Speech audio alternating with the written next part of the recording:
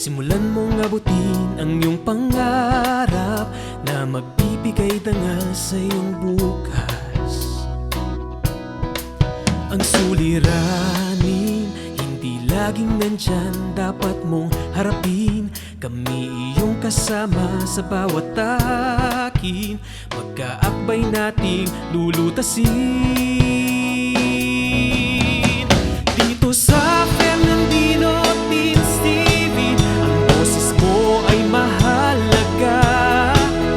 Dito sa FerNanDino TeensTV, ikaw lagi ang bida.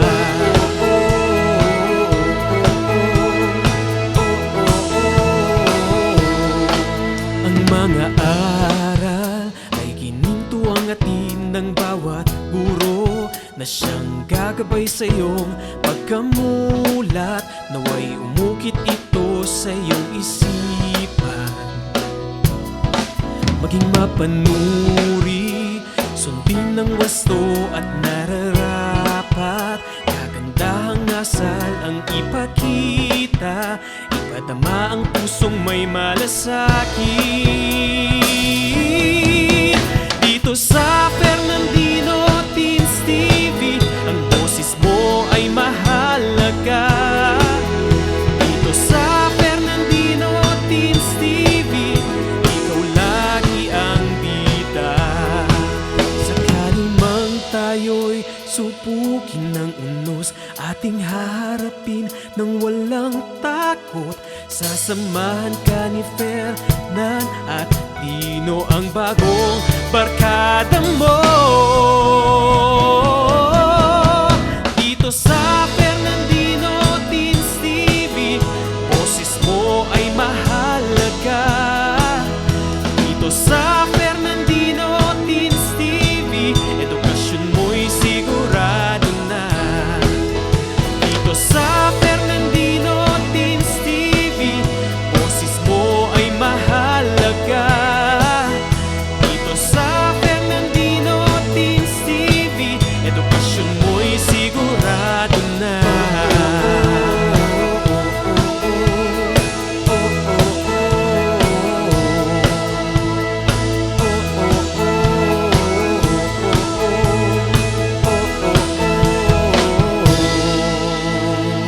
FerNanDino TeensTV.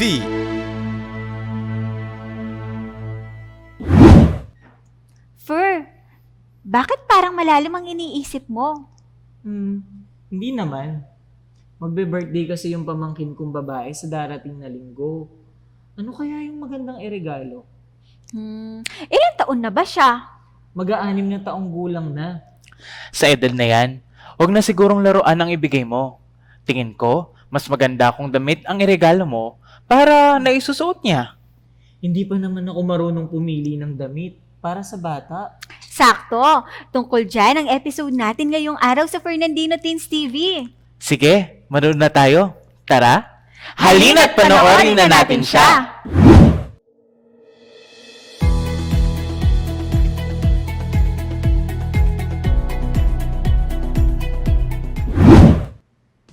Hi there, FerNanDino teens!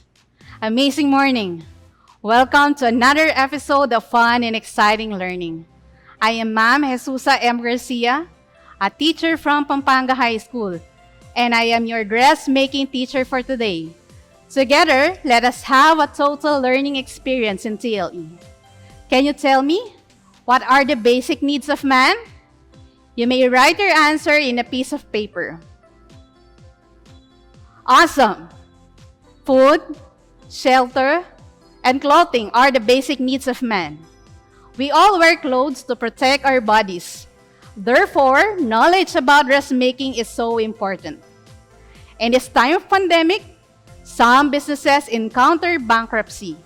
On the other hand, some businesses connected to dressmaking industry perform well, like making face masks, curtains, bed sheets, and pajamas. Lately, you see these items frequently on social media, right? If you master the skills needed in this subject, it will allow you to venture into a startup dressmaking business. Dressmakers produce several types of clothes. Can you guess one of these products? Examine the pictures and guess what specific words fit the theme of the photos presented. It is children's wear. Great! For today's episode, we will tackle a topic about children's wear. Here are the objectives of our episode for today. First, analyze the characteristics of a well-fitted children's wear. Second, identify the trimmings used for dresses. Third, distinguish the types of pocket, collar, sleeve, and skirt. Fourth, recognize the body measurement taken. When was the last time you had an inventory of your clothes inside your cabinet or closet? Do you still remember your favorite dress you frequently wore when you were still a toddler or preschooler? Why did you like it very much? What were the features that pleased you so much? Was it because of the color? How about the style? The pocket where you put your little things in? Or was it because of the big ribbon at your back? How lovely and cute those little ones are when they put on their dresses with bright colors and lively prints. You still have such dresses? Before planning the design of the children's wear, first, familiarize yourself with the characteristics of the wearer and the ornamentals that can be used in constructing. In choosing the designs, there are special sewing hints that we must always remember. To please the child, pick bright colors and lively prints. Large designs can be overwhelming. For convenience, always provide a pocket or two. Children like places to keep small possessions. Now, let us study the characteristics of a well-fitted children's wear. When selecting clothing for young children, toddlers, and preschoolers, always consider the physical characteristics and the comfort they give to the children. For toddlers, kids between the ages of 1 to 3, 1. Look for soft, unstructured styles that allow maximum freedom of movement, such as one-piece garments that fall from the shoulders. These are also practical because toddlers wear diapers and have not developed a waistline. Number 2, leg openings with snaps on toddlers' pants make changing diapers easier.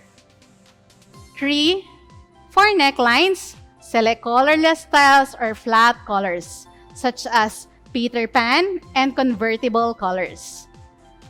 4, avoid collars that may bind or restrict movement, such as a high button collar. 5. Even toddlers, first learn to dress up, pull on garments with large neck and armhole openings are the easiest to manipulate because a toddler is always on the move. 6. Design features should be functional as well as decorative. For example, shoulder straps should crisscross in the back to prevent them from sliding off the shoulders. 7.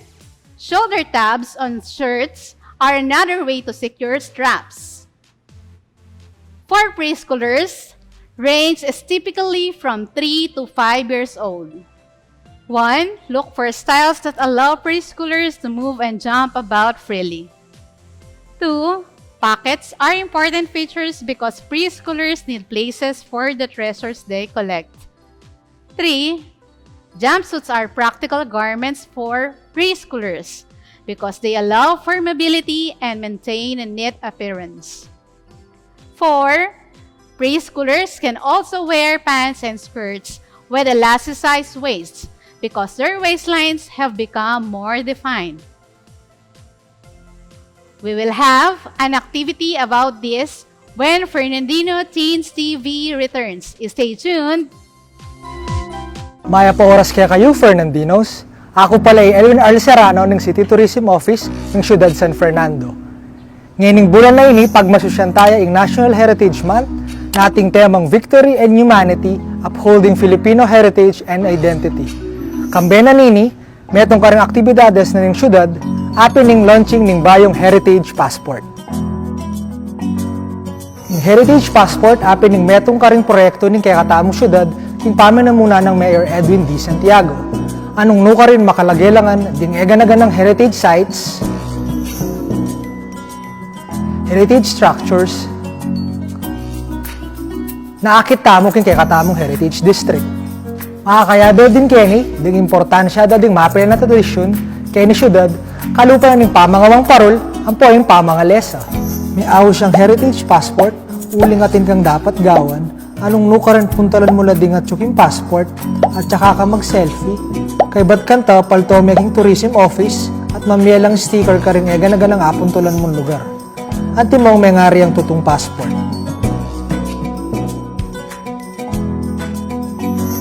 Balo mingeni, panahon na ini, etamo makain bisa lumal, uli na ng COVID-19 pandemic.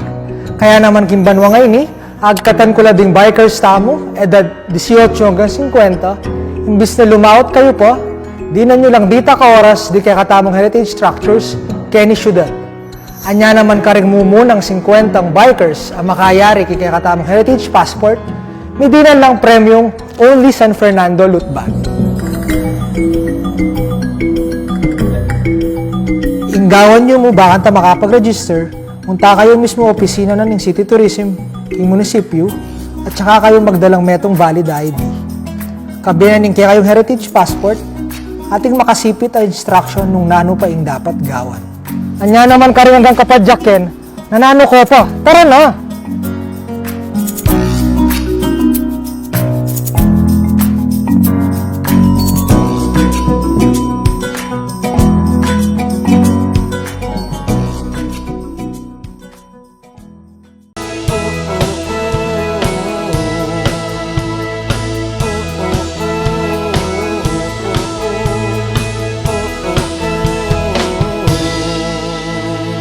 FerNanDino TeensTV.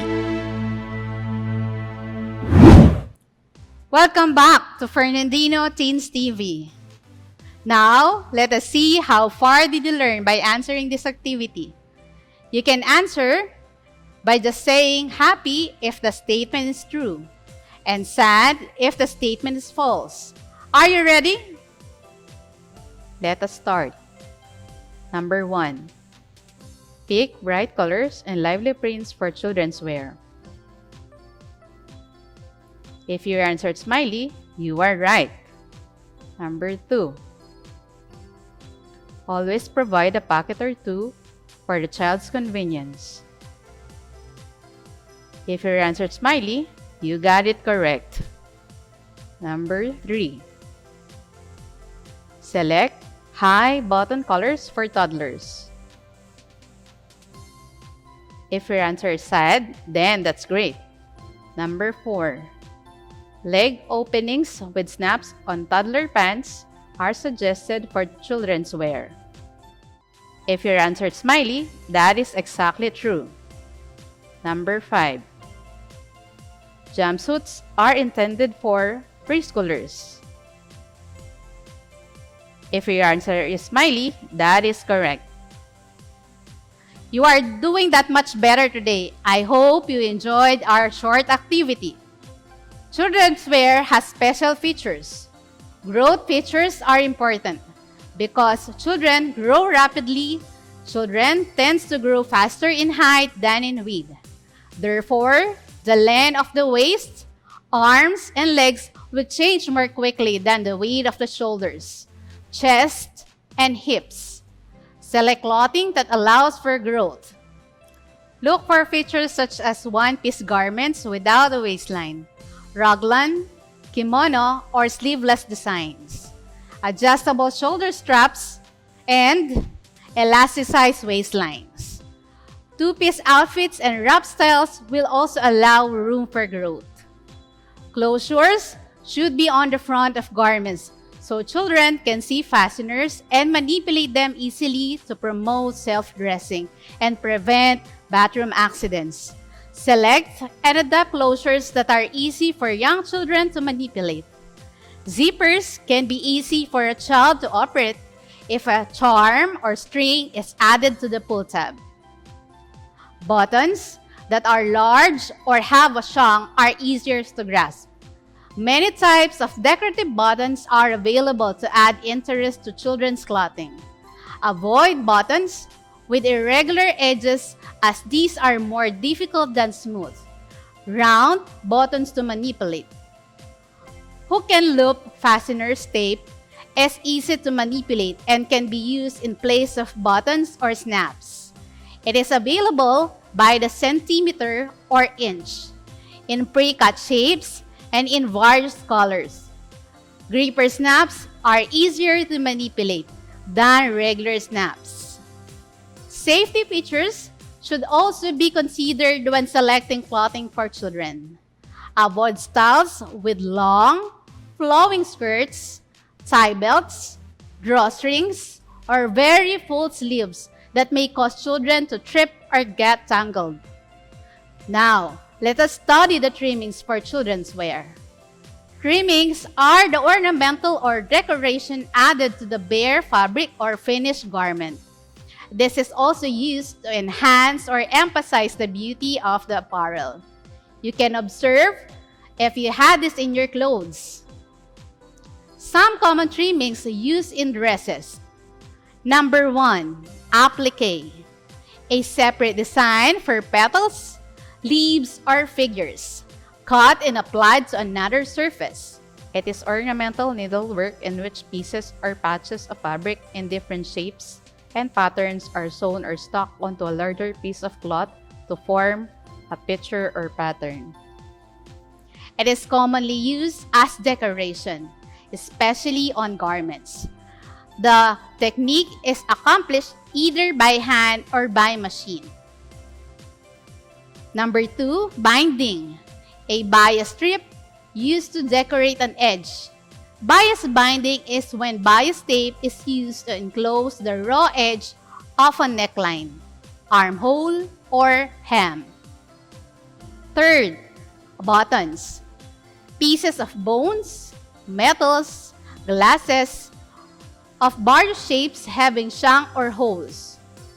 Buttons may be sewn onto the garments and similar items exclusively for purposes of ornamentation.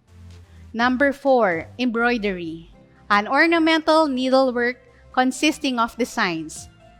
Work on fabric by hand or machine.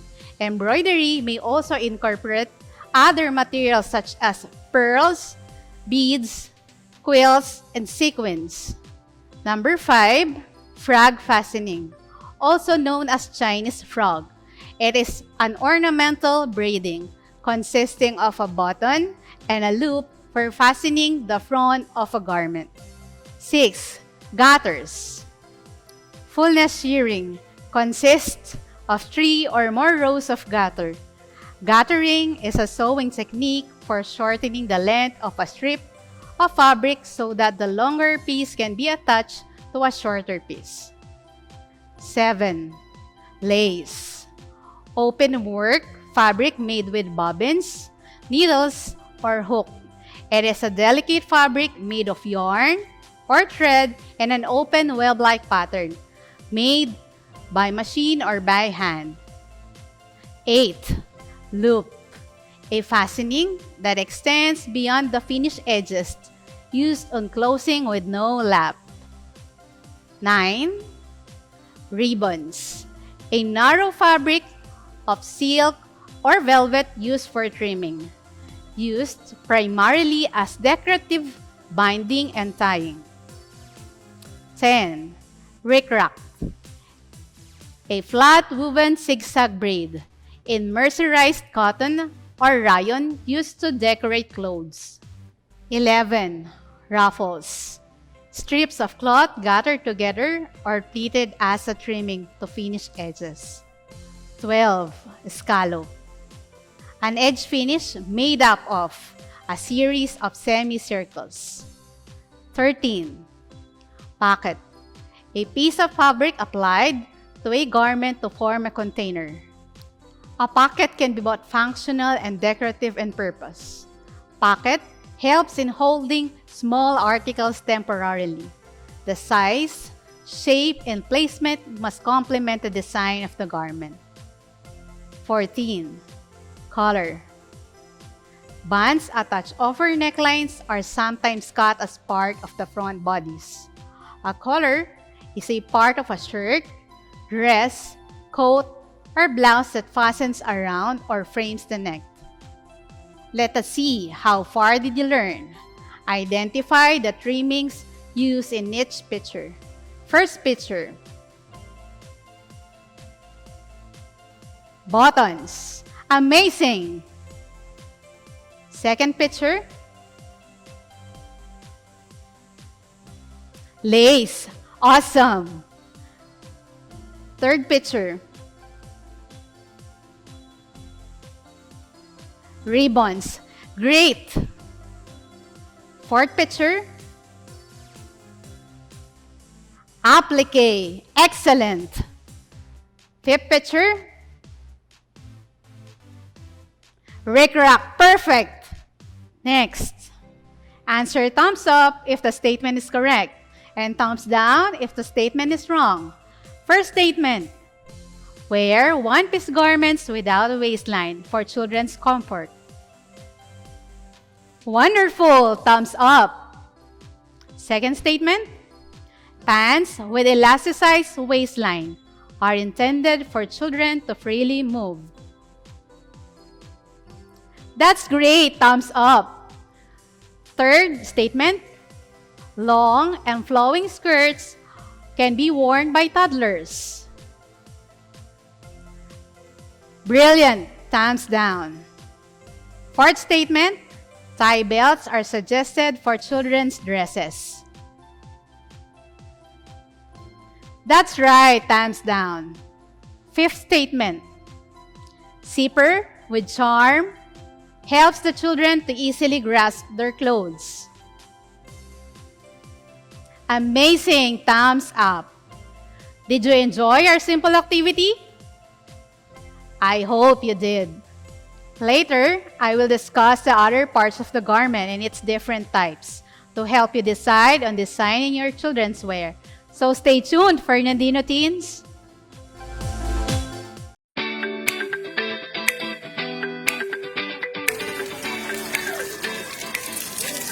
Magtanim ay di biro, pero para sa retired teacher na si Mang Tomas Gamboa, isa itong pangarap na matagal na niyang inaasam na anihin.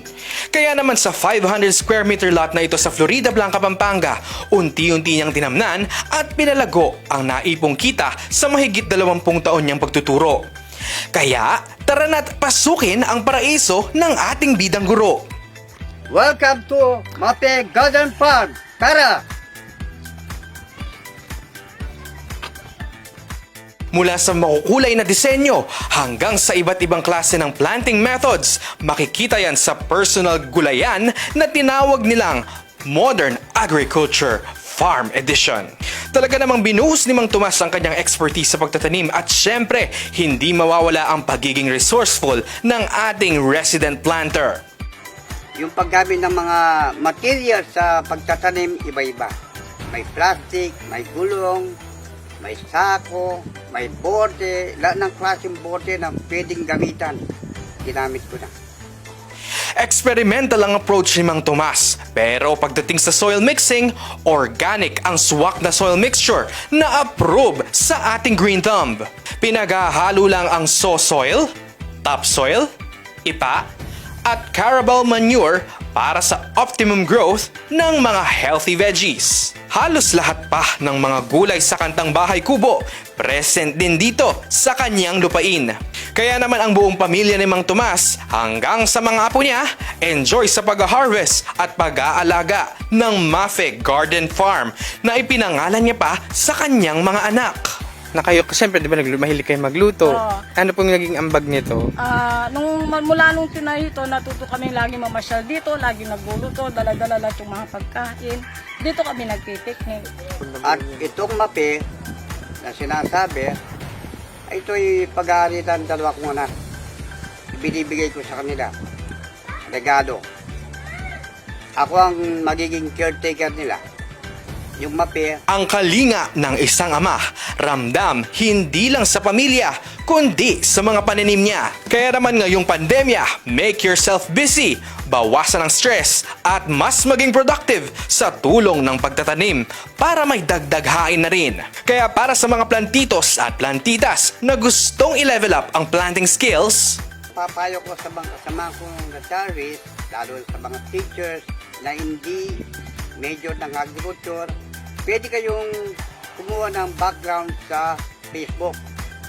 Pangalawa, kung konti lang yung pera nyo na ipon, pwede kayong kumuha ng 200 to 300 square meter at pakonti-konti, pwede kayong magtanim na kinakailangan ng pang-araw-araw na gamitan sa kusina at makakalibang pa sa pansarili mo.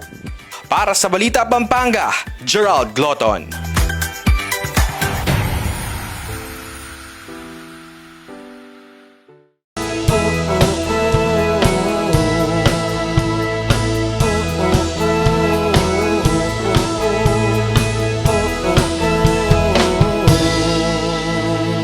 FerNanDino TeensTV. Welcome back, FerNanDino Teens. A while ago, we discussed trimmings. That includes pocket and collars. Now, we will tackle the different types of pockets and collars. You can observe the parts of your clothes, which among them is the same as the topic. Pocket has 3 types. First, patch pockets are flat pockets sewn to the exterior of a garment. You are typically unfitted and can come in a range of shapes and sizes. Many garments are made with patch pockets since they are cheap and relatively easy to install compared to other pocket designs. It is also possible to add patch pockets to an existing garment should the need arise. Since patch pockets are external, they are also potentially endlessly configurable, which can be rather convenient. Next, seam pocket is sewn inside a garment with its pocket opening sewn outside the garments. Next, welt pocket is a small, flat pocket commonly used on the exterior and interior breast of a man's suit jacket, back of a men's trousers, and men's suit jacket. Can you tell me what kind of pocket is on your clothes right now? That's great! Again, you can observe the parts of your clothes, which is the same in our topic. Now, let us study some types of color, which includes, first, sailor color, from midshipman. It became a symbol of the maritime man of navies around the world. It is a flat color of several shapes in front and almost cover the back of the wearer. Next, Peter Pan color, a flat, round-cornered color named after the color of the costume worn in 1905 by actress Mad Adams in her role as Peter Pan, and particularly associated with little girls' dresses. Next, convertible color, a color designed to be worn with the neck button either fastened or unfastened. Next, Bertha color, a wide, flat, round color, often of lace or sheer fabric, worn with a low neckline in the Victorian era and resurrected in the 1940s. Mandarin color is a short, unfolded stand-up collar style on a shirt or jacket. Mandarin collars start at the neckline and typically rise vertically 2 to 5 centimeters. The style originated from the Western interpretation of dresses worn by the Mandarins in the Imperial China, especially in the Qing Dynasty, as part of the traditional garment of Manchu. Are you wearing a shirt with collar right now? If yes, tell me what kind of color is in your clothes. Wonderful! Let us see if you can distinguish the different types of color. First picture. Peter Pan color, that's right. Second picture. Sailor color, terrific. Third picture. Mandarin color, you got it right. Fourth picture. Bertha color, that's good.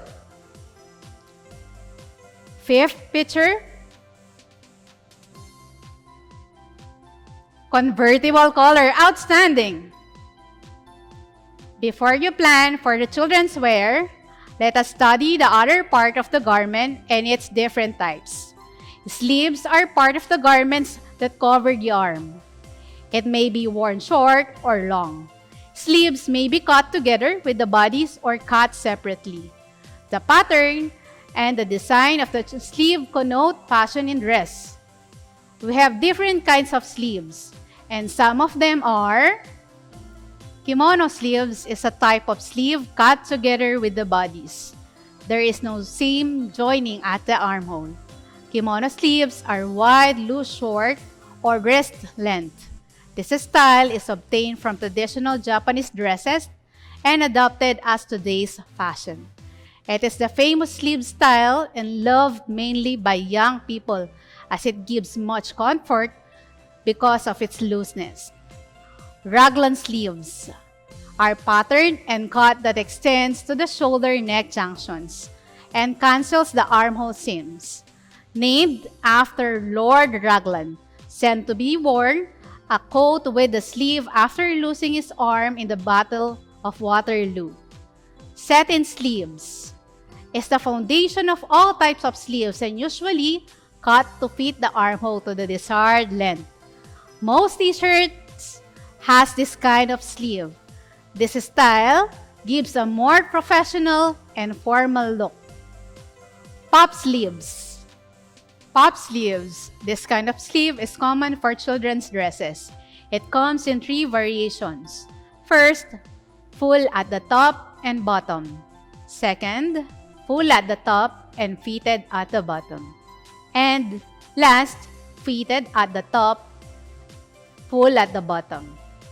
Butterfly sleeves are types of sleeves that flare out over the shoulder, resembling the butterfly's wings. It is a beautiful sleeve with a puff on top and slightly loose at the hem. It begins at the shoulder and gets wider towards the sleeve's hemline. But typically, it would not go more than 4 to 5 inches. Angel sleeves are either gathered or plain at the shoulder tip and tapers down to the arm. This type of sleeve is full, loose-fitting, flared sleeve, typically draping from the shoulder, being very wide at the bottom edge and often reaching to or beyond the wrist. Bell sleeves are usually fitted at the shoulder and slightly tapers out like a bell at the bottom. It can be worn short or long in length. Are you wearing a garment with a sleeve right now? If yes, tell me what kind of sleeve is on your clothes. Brilliant! Let us see if you can distinguish the different kinds of sleeves. First picture, pop sleeves. That's right. Second picture, satin sleeve. That's good. Third picture, raglan sleeve. Awesome. Fourth picture, angel sleeve. That's great. Fifth picture, bell sleeve. Excellent. Next, skirt. It is a type of garment worn around the waist. Skirts have been in fashion for centuries, though their styles and patterns evolve with time. And the best part about skirts is you can wear them on any occasion, whether you have to dress formally or simply in casuals.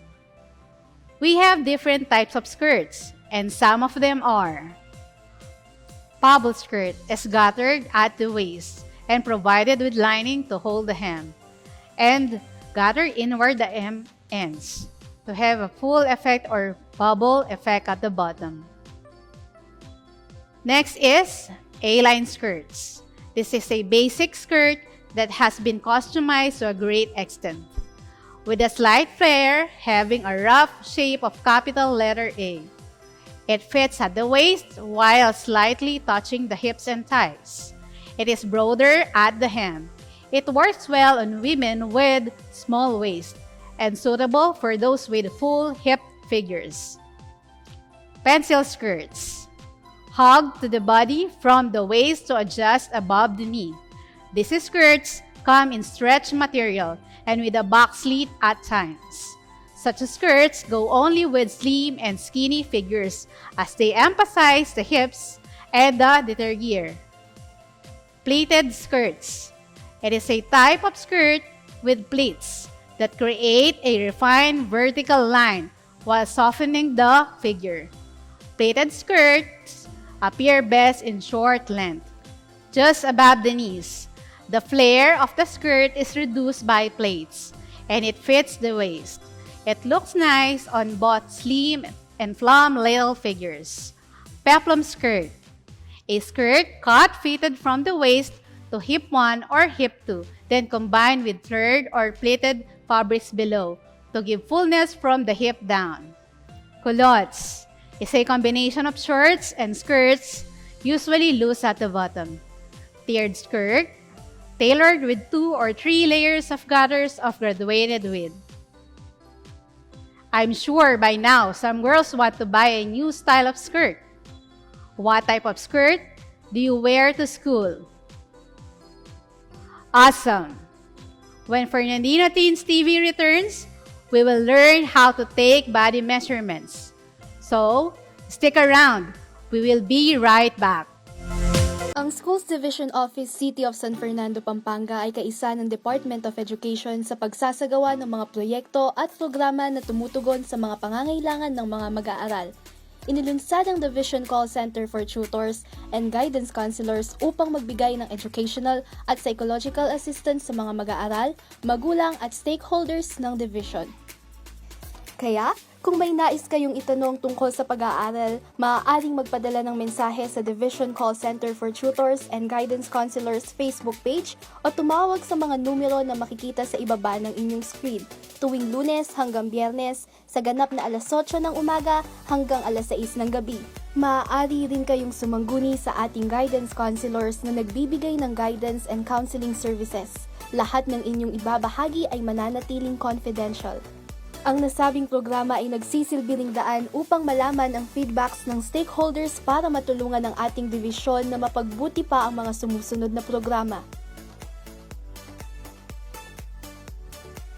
Ano pang hinihintay ninyo? Tumawag na sa aming mga numero o bumisita na sa aming Facebook page at magpadala ng inyong mga katanungan.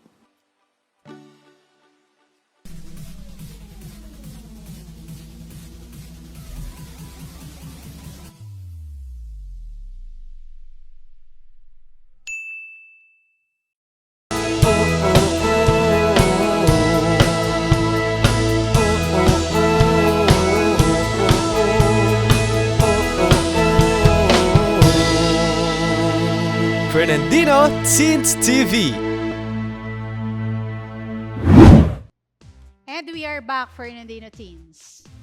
After deciding about the design of the children's wear, our next step is to take body measurement. You can also do this while watching this episode. You can also perform this with a partner. Get a tape measure, and you can follow as I measure. Take note, measurements should be taken accurately if a fit pattern is to be desired. Measurements should be taken snugly but not tightly, with the subject standing in a relaxed position. Measurements should not be taken over bulky clothing, but should be taken over any foundation garments such as bras, half sleeves, chemise, etc. Here are the ways on how to take body measurements. Shoulder width. Measure from the tip of the left shoulder to the tip of the right shoulder, with the tape measure passing over the prominent bone. Back across width. Measure from the left shoulder arm joint to the opposite side, approximately 4 to 5 inches down from the tip of the shoulder.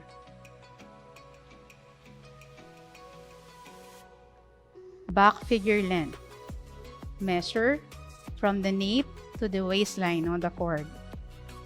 Allow the tape measure to hang freely. Chest width. Measure from the left armhole seam to the right armhole seam. Bust circumference. Measure around the fullest portion of the bust, with a tape measure passing over the shoulder blades, running on the same level in front. Waist circumference. Measure around the smallest portion of the waist or torso.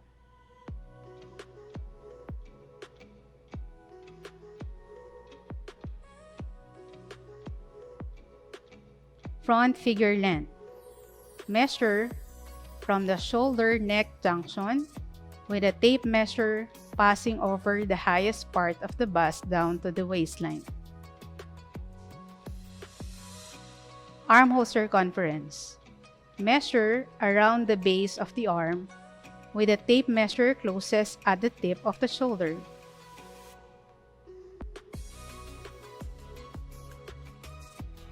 Crotch, or rise or sit. This measurement is taken in 2 ways. For male customer, insert a ruler on the rise and measure from the waistline to the upper edge of the ruler.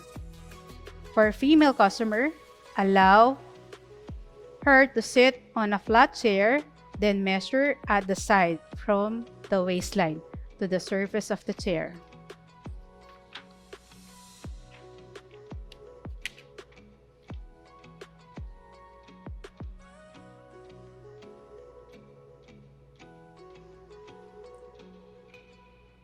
Sleeve length.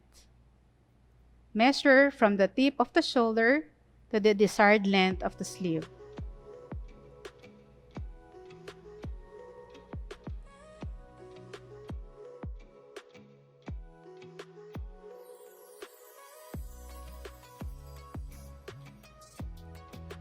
Arm circumference. This measurement is taken around the arm where the sleeve length falls.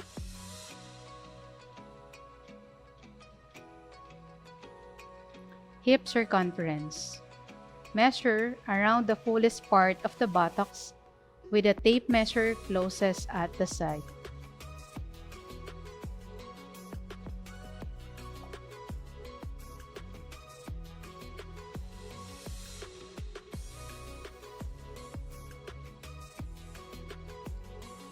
Thigh circumference. Measure around the fullest part of the thigh with a tape measure closest at the side.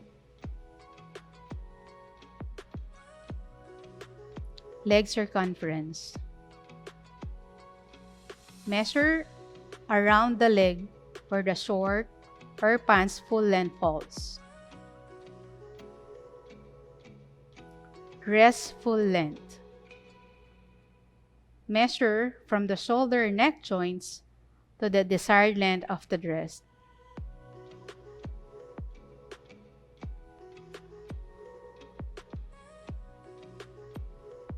Skirts length.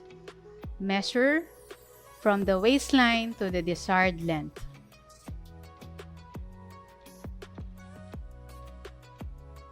Full length. Measure from the waistline down to the desired length of the pants.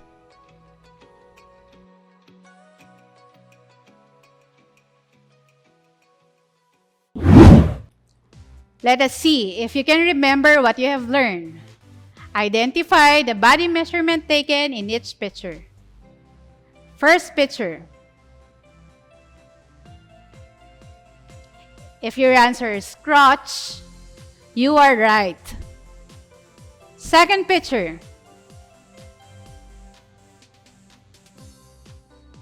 If your answer is chest width, you got it correct. Third picture. If your answer is waist circumference, then that's great. Fourth picture. If your answer is front figure length, that is exactly true. Fifth picture. If your answer is hip circumference, that is correct. You all did a great job. Thank you for participating. Taking correct measurements is one of the most important steps in making a custom-made dress. Dressmakers need to pay a lot of attention to every small detail while taking body measurements. Despite being an obvious necessity, there are many reasons why it is an important task for dressmakers to take accurate body measurements. The procedure of taking body measurement for men and women is different. When the body measurements are accurate, the garments can be fit. A well-fitted garment can enhance not only the look of the person, but also the personality. The measurements for an attire depend on several factors like the style, type of the garment, and the gender of the customer. Before a garment has been made, it undergoes different processes. Please value the contributions of dressmakers in our community. I hope you learned something new from this episode. These are the references used in this presentation. Again, I am Ma'am Jesusa Garcia saying thank you for watching. Ang galing naman ni Ma'am.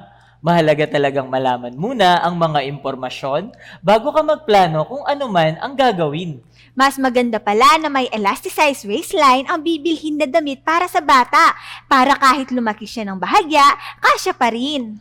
Mahalaga ring komportable at maayos na nakagagalaw ang bata habang suot ang damit. Huwag kalimutan na kailangang may bright color at may lively prints para matuwa ang batang magsusuot. Alam ko na ngayon kung ano ang pagbabasehan ko sa pagpili ng damit para sa aking pamangkin. Kaya naman, maraming salamat, Ma'am! Isa na namang makabuluhang talakayan ng ating natunghayan, FerNanDino Teens. Magkita-kita tayong muli sa susunod na episode ng FerNanDino Teens TV, na kung saan ang kabataang FerNanDino ay angat sa angking talino.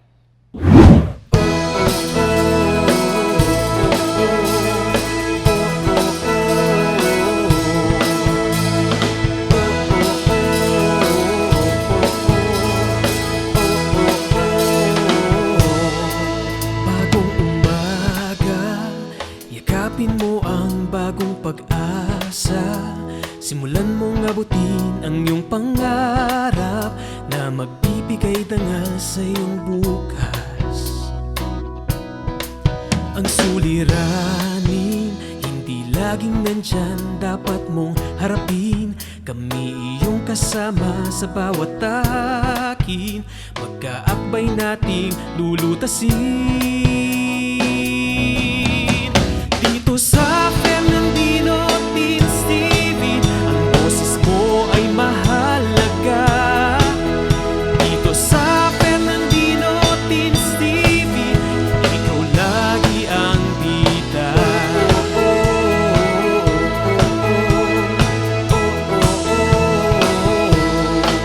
Ang mga aral ay ginintuangatin ng bawat guro na siyang gagabay sa iyong pagkamulat.